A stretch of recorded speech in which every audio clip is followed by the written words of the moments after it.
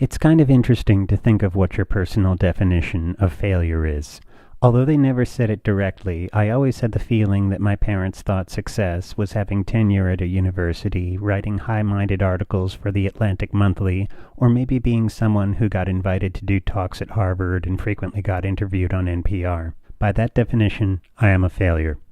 I think the standard American definition of success seems to be about winning the competition of who has the best job, makes the most money, and is able to post the largest number of fancy photos on Facebook of expensive restaurants, elaborate vacations, opulent possessions, and a trophy family with really nice teeth.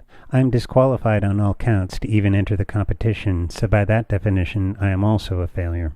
Other people have a less ambitious definition of success and think it's just anyone who can look at the bright side of things, make the best of any situation, and have the ability to make themselves happy more often than not. But even by that definition, I am probably a failure.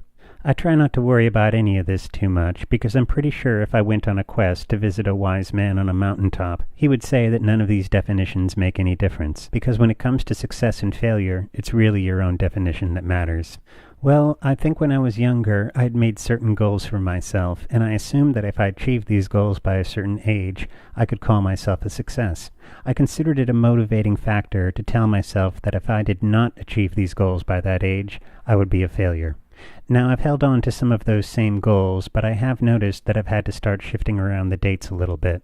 Either because with age I have gained wisdom and insight as to how long it can take to accomplish anything, or because I've become too lenient with myself and I think I've got all the time in the world and I still think it's possible to do any of this stuff even though I already blew my chance and it's way too late already. If this is the case, that in itself constitutes a failure. Success and failure are gauged differently, though, if you chose to do something slightly off the normal path.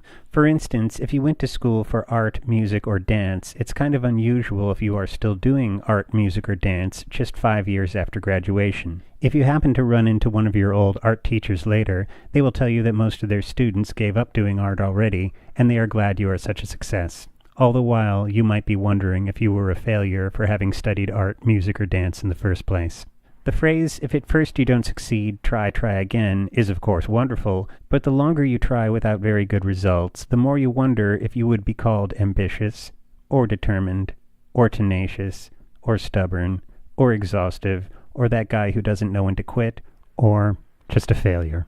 Of course, people always say that failure can be the best thing that ever happened to you, and multiple failures are the path to success.